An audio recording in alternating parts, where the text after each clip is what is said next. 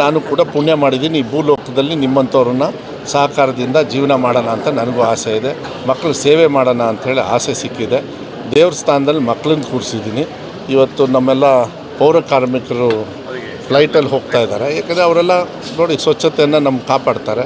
ನಾಳೆ 50 ಮಕ್ಕಳು ಸರ್ಕಾರಿ ಶಾಲೆಯಲ್ಲಿ ಓದ್ತಕ್ಕಂಥ ಟಾಪ್ 50 ಅವ್ರ ಜೊತೆಗೆ ಒಬ್ಬರು ಪೇರೆಂಟು ಬೆಂಗಳೂರಿಗೆ ಫ್ಲೈಟಲ್ಲಿ ಹೋಗಿ ಬರತಕ್ಕಂಥದ್ದು. ಸುಮ್ಮನೆ ಏನೋ ಒಂದು ಹೋದ್ಸತಿ ಎಲ್ಲ ನಮ್ಮ ತಂದೆಯವ್ರನ್ನ ನಮ್ಮನ್ನೆಲ್ಲ ಏರೋಪ್ಲೇನ್ ಹತ್ತಿಸಿದವ್ರನ್ನ ನಾವು ಏರೋಪ್ಲೇನ್ ಹತ್ತಿದ್ರೆ ಇದೇ ಇರಬೇಕು.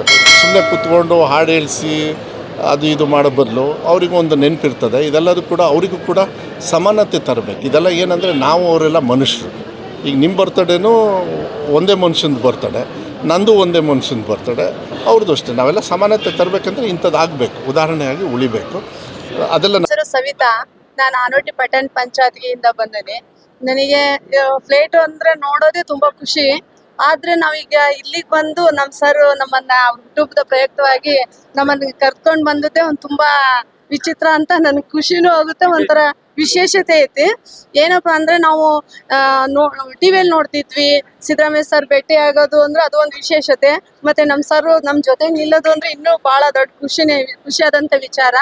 ಬೇಡವಾದಂತ ಕಲ್ಲನ್ನು ಮೂಲೆಗೆ ಕಲ್ಲನ್ನಾಗಿ ನೇಮಿಸ್ತಾರಂತೆ. ಆದ್ರೆ ನಮ್ಮ ಸರ್ ಎಲ್ಲೋ ಒಂದು ಕೀಳ್ ಕೆಲಸ ಮಾಡ್ತಾ ಇರುವಂತ ನಮ್ಮನ್ನ ಗುರುತಿಸಿ ಇವತ್ತ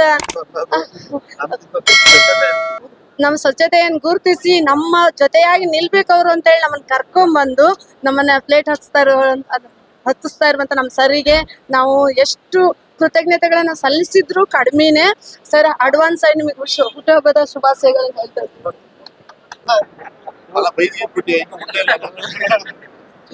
ಎಲ್ಲರಿಗೂ ಧನ್ಯವಾದಗಳು. ನಾವು ಪೌರ ಕಾರ್ಮಿಕರು ಹಾಗೂ ಲೋಡರ್ಸ್ ಡ್ರೈವರ್ಗಳು ಎಲ್ಲ ಒಂದು ಮೂಲೆಯಲ್ಲಿ ಕಸ ತೆಗೆಯೋದು ಅಥವಾ ಇನ್ನೊಂದು ಮತ್ತೊಂದು ಕೆಲಸ ಮಾಡೋದು. ಸಾಹೇಬ್ರು ಅದೇ ಬಂಗಾರಧಾಮ ಹತ್ರ ಬರ್ತಾ ಇದ್ದಿದ್ರು, ನಾನು ಗಾಡಿಯಲ್ಲಿ ನಿಂತ್ಕೊಂಡಿರ್ತಿದ್ದೆ. ಅವ್ರ ಹತ್ರ ಹೋಗ್ಲಿಕ್ಕೆ ಆಗ್ತಿದ್ದಿಲ್ಲ, ಮಾತಾಡ್ಲಿಕ್ಕೆ ಆಗ್ತಿದ್ದಿಲ್ಲ. ನಮ್ಮನ್ನು ಒಂದು ಗುರುಸಿ ವಿಮಾನ ಬರೀ ಟಿವಿಯಲ್ಲಿ ನಿಂತ್ಕೊಂಡು ನೋಡ್ತಿದ್ವಿ. ಈಗ ಅದ್ರ ಕುತ್ಕೊಂತೀವಿ ಅಂತ ನಮ್ಗೆ ಆಶ್ಚರ್ಯ ಆಗ್ತೈತಿ. ಅದೊಂದು ಅವಕಾಶ ಮಾಡ್ಕೊಟ್ಟಿದ್ರೆ ನಾವು ಜೀವನ ಪರ್ಯಂತ ವಿಮಾನದಲ್ಲಿ ಹತ್ತಕ್ ಆಗ್ತಿದ್ದಿಲ್ಲ, ಇದನ್ನೆಲ್ಲ ನೋಡಕ್ ಆಗ್ತಿದ್ದಿಲ್ಲ. ಅದನ್ನೆಲ್ಲ ನೋಡಂತ ಅವಕಾಶ ನಮ್ಗೆ ಕೊಟ್ಟಿದ್ದಕ್ಕೆ ಅವ್ರಿಗೆ ತುಂಬ ಹೃದಯ ಧನ್ಯವಾದಗಳು. ಹೀಗೆ ನಮ್ಮನ್ನು ಗುರುತಿಸಿ ಅವಾಗಿನ ಕಾಲದಾಗ ಬಂಗಾರಪ್ಪಾಜಿ ಅವರು ಬಡವರನ್ನೆಲ್ಲ ಇಟ್ಕೊಂಡು ಅವ್ರ ಜೊತೆ ಬೆರೆಯರಂತೆ. ಈಗ ಮಧು ಬಂಗಾರಪ್ಪ ಸರ್ ನಮ್ಮಂತ ಮಿಡ್ಲ್ ಕ್ಲಾಸ್ ಫ್ಯಾಮಿಲಿ ಹಾಗೂ ನಮ್ಮಂತ ಜನರತ್ತ ಎಲ್ಲ ಪೌರ ಕಾರ್ಮಿಕರು ಹಾಗೂ ಲೋಡರ್ಸು ಡ್ರೈವರ್ ಅವ್ರ ಜೊತೆಗೆಲ್ಲ ಇರ್ಲಿಕ್ಕೆ ನಮ್ಮ ಜೊತೆಗೆಲ್ಲ ಬಳಸಲಿಕ್ಕೆ ಎಲ್ಲ ಪ್ರಯತ್ನ ಮಾಡ್ತಾ ಇದ್ದಾರೆ. ಅವ್ರಿಗೆ ಹೃತ್ಪೂರ್ವಕವಾದ ಧನ್ಯವಾದಗಳು. ಅವರಿಗೆ ಹುಟ್ಟುಹಬ್ಬದ ಹಾರ್ದಿಕ ಶುಭಾಶಯಗಳನ್ನು ಕೊಡ್ತಾ ಇದ್ದೀನಿ. ಪ್ರಶಾಂತ್ ಹುಟ್ಟುಹಬ್ಬದ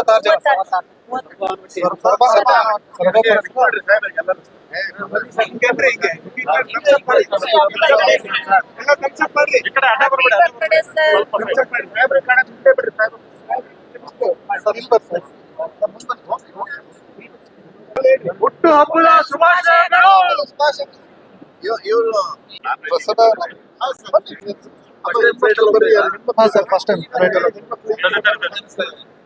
ಸರ್, ತುಂಬಾ ಖುಷಿ ಆಗ್ತಾ ಇದೆ. ಸಾಹೇಬ್ರ ಬಗ್ಗೆ ಹೇಳ್ಬೇಕು ಅಂದ್ರೆ ಇದೇ ಫಸ್ಟ್ ಅಂತಲ್ಲ, 1999-2000 ಸರ್ ಆರೈಕೆ ಕಾರ್ಯಕ್ರಮ ನೀವು ಇದ್ರ ನಮ್ಮೆಲ್ಲ ಅಭಿನಂದನೆ ಮಾಡಿದ್ವಿ, ಅಭಿನಂದನಾ ಪತ್ರ ಕೊಟ್ಟಿದ್ವಿ ಜಡದಲ್ಲಿ. ಅವಾಗೇನೆ ಮಾಡಿದಾರೆ ಅವ್ರು. ಅವಾಗೇನು ಮಂತ್ರಿನೂ ಆಗಿರ್ಲಿಲ್ಲ, ಯಾವುದೇ ಸಚಿವರು ಆಗಿರ್ಲಿಲ್ಲ, ಶಾಸಕರು ಆಗಿರ್ಲಿಲ್ಲ.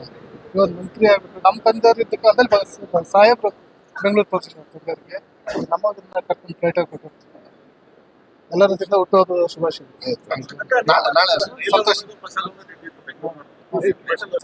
ಒಂಥರ ಖುಷಿ. ನಾವೆಲ್ಲ ಮಧ್ಯಮ ವರ್ಗದವ್ರು, ನಾವೆಲ್ಲ ಯಾವಾಗ ಹತ್ತಿದ್ದೇವೆ ಏನೋ ಗೊತ್ತಿಲ್ಲ, ಹತ್ತದೇನೆ ಆಗ್ತಿತ್ತೇನೋ. ನಮ್ಮ ಸಾಹೇಬ್ರ ದೃಷ್ಟಿಯಲ್ಲಿ ತುಂಬಾ ಖುಷಿ ಆಗ್ತದೆ, ಸಂತೋಷ. ನಮ್ಮ ಬಂಗಾರಧಾಮ ಅಲ್ಲಿ ನೋಡ್ಕೊಳ್ಳೋದು ಫಸ್ಟ್ ಸ್ಟಾರ್ಟ್ ಮಾಡಿದ್ದಲ್ಲ, 10 ವರ್ಷವೂ ಇದ್ದವರು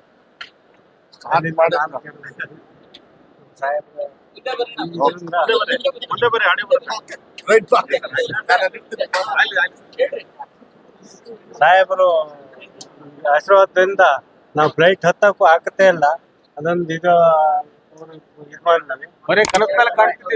ಕನಸಲ್ಲಿ ಕಾಣ್ಬೇಕಾಯ್ತು, ಹಂಗೆ ಹಾರಾಡಕ್ ನೋಡ್ಬೇಕಾಯ್ತು.